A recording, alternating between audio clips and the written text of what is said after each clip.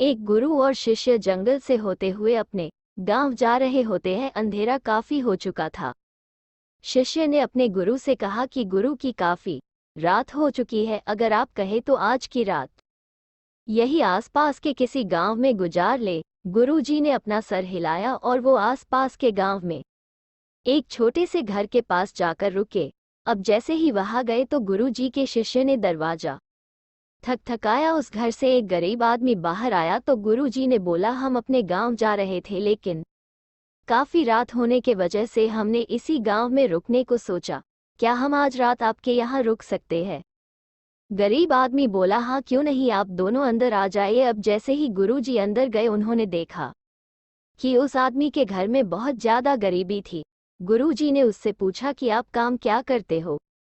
वो गरीब आदमी बोला कि मेरे पास बहुत सारी जमीन है। तो गुरुजी ने बोला, अगर तुम्हारे पास बहुत सारी जमीन है तो इस तरह से क्यों रह रहे हो? वो आदमी बोला, ये किसी काम की नहीं है। गांव वाले बोलते हैं कि ये बंजर जमीन है, यहाँ पर कुछ भी नहीं उगाई जा सकती है और वहाँ फसल उगाना बहुत बड़ी बेवकूफ़ी है।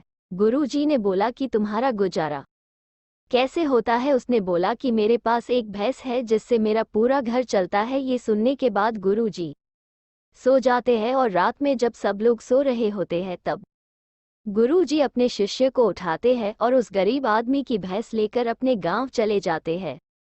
शिष्य अपने गुरु से पूछता है कि गुरुजी, कहीं आप ये गलत तो नहीं कर रहे हैं? उस गरीब आदमी की रोजी रोटी इसी भैंस की वजह से चलती है। तो गुरुजी अपने शिष्य की तरफ देखते हैं और मुस्कुराते हुए आगे बढ़ जाते हैं।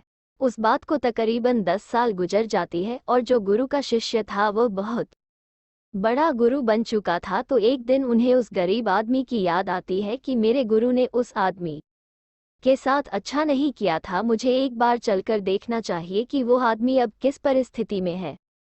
वह शिष्य उस गांव की तरफ जाता है और वहां जैसे ही पहुंचता है तो वह देखता है कि जहां पर उस गरीब आदमी का झोपड़ा था वहां पर एक बड़ा ही आलीशान महल बन चुका था और उस झोपड़ी के बाहर जो बंजर जमीन थी उस पर फल और फूलों के बगीचे थे। तभी उधर से उस घर का मालिक आता है। शिष्य उसे पहचान लेता है और उस आदमी को बोलता है, तुमने मुझे पहचाना? मैं अपने गुरु जी के साथ आया था, हमने एक रात के लिए आपके यहाँ रुके भी थे। वह आदमी उसे पहचान लेता है और बोलता है कि उस रात में आप कहाँ चले गए थे? और उस रात के बाद ही मेरी भैंस कहीं चली गई थी, मेरे पास कोई रास्ता नहीं था, तो मैंने अपने जमीन पर मेहनत की और फसल निकल आई और आज मैं इस गांव का सबसे बड़ा और सबसे अमीर आदमी बन चुका हूँ। ये सुनने के बाद शिष्य के आंखों में अपने गुरु जी के लिए आंसू आ गए और उसे ये बात अब समझ आई और वो रोने लगा।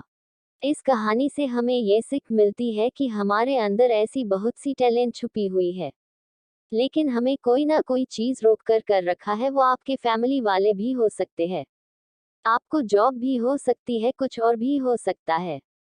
देखिए, आपके पास भी तो भैंस की जैसी कोई दूसरी चीज तो नहीं है जिसने आपको आगे बढ़ने से रोक कर रखा है। आपको हमारी कहानी कैसी लगी नीचे कमेंट लाइक करके हमें जरूर बताइएगा। अगर आपको ये कहानी पसंद आई हो तो अपने दोस्तों के साथ जरूर शेयर करें और ऐसी ही प्यारी कहानियां सुनने के लिए हमारे YouTube चैनल को सब्सक्राइब करें।